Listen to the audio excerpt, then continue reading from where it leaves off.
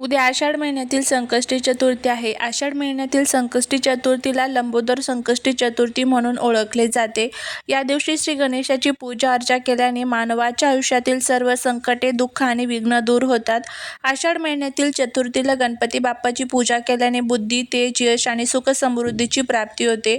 या दिवशी सकाळी लवकर उठून स्नान करावे, स्वच्छ वस्त्रे परिधान करून गणपती बाप्पांसमोर दिवा लावावा, लाल फूल, दुर्वा आणि गुळ खोबऱ्याचा नैवेद्याचा अर्पण करावा. ओम गण गणपती नमः या मंत्राचा जप करावा. बाप्पांच्या कृपेने आपल्या सर्व इच्छा पूर्ण होत अशी आपल्याला प्रार्थना करायची आहे. त्याचबरोबर या दिवशी प्रत्येकाने आपल्या मुलांसाठी हा जो एक उपाय आहे तर तो करायचा आहे.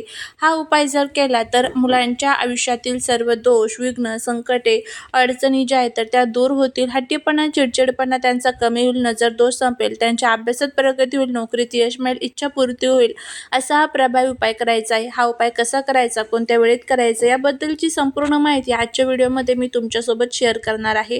त्यामुळे व्हिडिओ हा स्किप न करता शेवटपर्यंत पहा. जर तुम्ही या चॅनलवरती नवीन असाल तर चॅनलला सबस्क्राईब करा आणि कमेंटमध्ये ओम गण गणपती नमः लिहायला अजिबात विसरू नका. या दिवशी गणपती बाप्पांच्या मूर्तीवरती अभिषेक करावा. अभिषेक करत असताना गणपती बाप्पांची मूर्ती ही तामणामध्ये घ्यावी. दूध आणि पंचामृताने अभिषेक करावा. मूर्ती त्यानंतर स्वच्छ पुसून जागेवरती ठेवावी. मूर्तीला गंध, फुल, अक्षदा अर्पण करावे. धूप, दीप, अगरबत्ती अर्पण करावी. दुर्वा अर्पण कराव्यात. आरती करायची आहे. सकाळ संध्याकाळ आरती करायची आहे. या दिवशी मोदकाचा नैवेद्य आवर्जून अर्पण करावा. दिवसभर उपवास केला तरीही चालतो. संध्याकाळी चंद्राचं दर्शन करून आपल्याला उपवास सोडायचा असतो. संकष्टी चतुर्थीचं व्रत प्रत्येक आई हे आपल्या मुलांच्या उज्ज्वल भविष्यासाठी आणि सुखी संसारासाठी हे व्रत करत असते. हे व्रत केल्यामुळे जीवनात येणारे सर्व संकटे जे आहेत तर ते विघ्नहर्त्याच्या कृपेने नष्ट होतात आणि आपल्याला प्रत्येक कामामध्ये यश मिळतं. आणि त्याचबरोबर घरामध्ये एक सकारात्मक ऊर्जा वाढते आणि नकारात्मक ऊर्जा नष्ट होते. गणपती बाप्पा हे विघ्नहर्ता आहेत. त्यांची सेवा केल्यामुळे कधीच कोणत्याच कामामध्ये आपल्याला अडचण येत नाही. त्यामुळे ह्या सर्व गोष्टी ज्या आहेत तर त्या आपल्याला करायच्याच असतात. आणि त्याचबरोबर या पवित्र तिथींच्या दिवशी पृथ्वी तलावरती जी सकारात्मक ऊर्जा असते तर ती रोजच्या तुलनेमध्ये सहस्त्रपटीमध्ये जास्त प्रमाणात कार्यरत असते.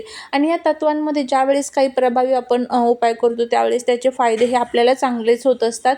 त्यामुळे आपल्याला हे सर्व उपाय करायचे असतात. उद्या पृथ्वी तलावरती जे गणेश तत्व आहे तर ते रोजच्या तुलनेमध्ये जास्त प्रमाणामध्ये कार्यरत असणार आहे. त्यामुळे त्या तत्वांमध्ये आपल्याला हे उपाय करायचे असतात.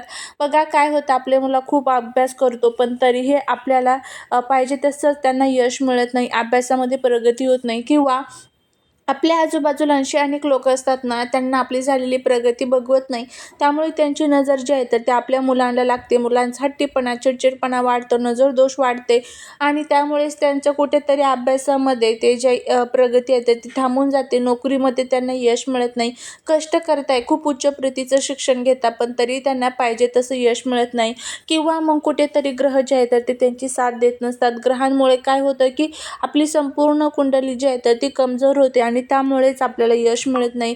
तर कमजोर झालेले ग्रह जे आहेत तर ते आपल्याला साथ द्यावी, म्हणजेच आपल्या मुलांना साथ द्यावी आणि प्रत्येक कामामध्ये त्यांनी यश मिळावं यासाठी आपल्याला हे छोटे छोटे उपाय किंवा या छोट्या छोट्या सेवा ज्या असतात तर त्या करायच्या असतात.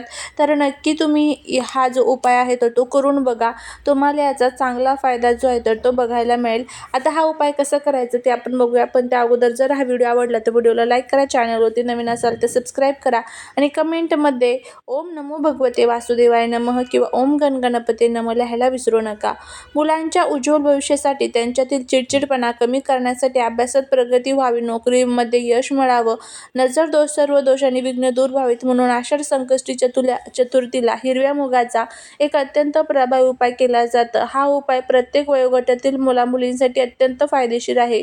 कारण हिरवे मूग हे बुद्धीचा कारक मानले जातात. बुध ग्रहाचे आणि गणपती बाप्पांची अत्यंत प्रिय प्रतीक हे मानले जातात. त्यामुळे हा हिरव्या मुगाचा उपाय आपल्याला करायचा आहे. आता हा उपाय कशा पद्धतीने करायचा बघा. उद्या संपूर्ण गणपती बाप्पांची पूजा प्रार्थना झाली का मग तुम्ही हा उपाय करा. उद्या संकष्टी चतुर्थीच्या दिवशी एका स्वच्छ भांड्यात किंवा वाटीत मूठभर अख्खे साबूत हिरवे मूग घ्या.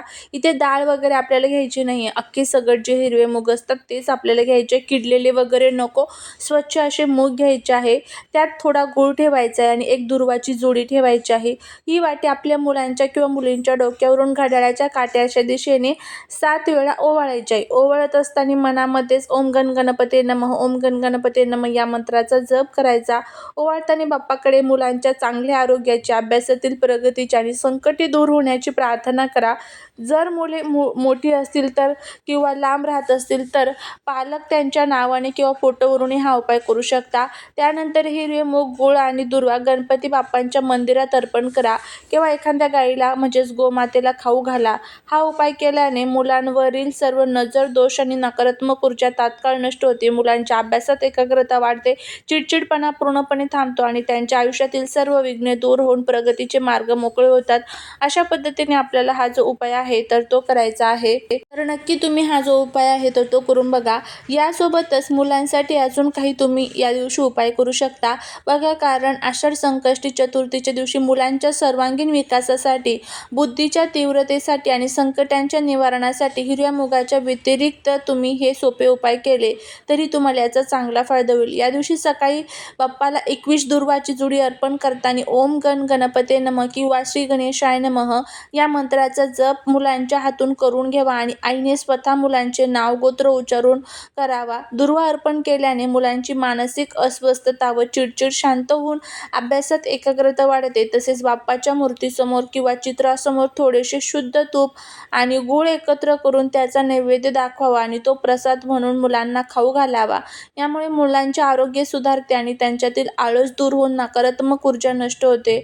मुलांच्या अभ्यासातील अडचणी आणि नजरदोष दूर करण्यासाठी गणपती बाप्पाच्या चरणांचे कुंकू किंवा सिंदूर मुलांच्या कपाळावर लावावा आणि बाप्पाच्या समोर बसून संकटनाशन, गणेश स्तोत्र किंवा गणपती अथर्व शीर्षमचे पठण करावे. जर मुलं लहान असतील तर आईने स्वतः पठण करून पाण्याचा पेला बाप्पापुढे ठेवावा आणि मंत्रोच्चाराने अभिमंत्रित झालेले हे पाणी मुलांना प्राशन करायला द्यावे. यामुळे मुलांवरील सर्व वाईट दृष्टी, विघ्ने, दोष निघून जातात आणि बाप्पाच्या कृपेने बुद्धीचा विकास होतो आणि नोकरी, व्यवसाय आणि शिक्षण क्षेत्रात मुलांची वेगाने प्रगती होते.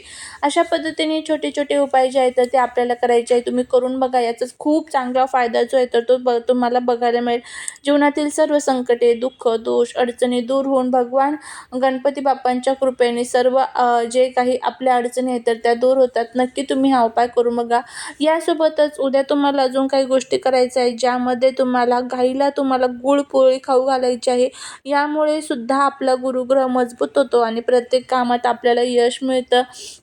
त्याचबरोबर मुलांकडनं या दिवशी गणपती अथर्व शीर्षमचं पठण हे आवर्जून करून घ्या. जर मुलांना गणपती अथर्व शीर्षम वाचता येत नसेल तर तुम्ही ते स्वतः वाचलं तरी देखील चालू शकतं किंवा मुलांच्या डोक्यावरती हात ठेवून तुम्ही ते वाचू शकता. आता बघा, जर कोणत्याही आईला हा उपाय करणं शक्य नसेल काही अडचणींमुळे तर मग घरातील इतर व्यक्ती असतात, वडील असेल किंवा इतर कोणी आजी आजोबा असेल तर त्यांनी हा उपाय केला तरी देखील चालू शकतं. जर घरामध्ये सुतक पिरियड्स असेल तर तुम्हाला हा उपाय जो आहे तर तो करता येणार नाही. तर नक्की तुम्ही हा जो उपाय आहे तो करून बघा. तुम्हाला याचा चांगला फायदा, चांगला अनुभव येईल. चाललेली सेवा ही महाराजांच्या चरणी रुजू करते. व्हिडिओ जर आवडला तर लाईक करा, चॅनलवरती नवीन असाल तर सबस्क्राईब करा आणि भेटूया पुढच्या एका छानशा नवीन व्हिडिओत एका नवीन माहितीसोबत. तोपर्यंत सर्वांना श्री स्वामी समर्थ.